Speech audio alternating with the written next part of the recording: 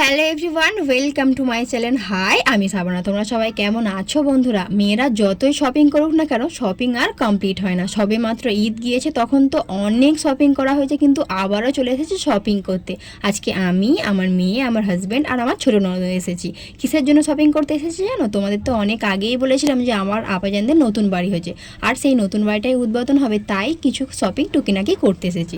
আমাদের কিছু কিনবো না, কিন্তু মেয়ের জন্যই শপিং করবো। যেখানে যায় না কেন, মেয়েকে নতুন ড্রেস না পরিয়ে নিয়ে গেলে মনটা একদমই ভালো লাগে না। মা হওয়ার পর থেকে মেয়ের উপর একটা আলাদাই ফিলিংস, সেটা সব মায়েদের হয়, আর আমারও তেমনই। মেয়েকে না নতুন ড্রেস পরিয়ে নিয়ে গেলে একদমই ভালো লাগে না। শপিং মলে ঢুকে গিয়ে তো মেয়ে নিজের ইচ্ছা মতো ড্রেস চয়েস করছিল।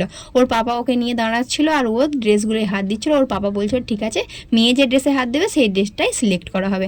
আমার তো অনেক ড্রেস ভালো লাগছিল, কিন্তু মেয়ে যেগুলোয় হাত দিচ্ছে ওর পাপা বলছে এইগুলোকেই নেওয়া হবে।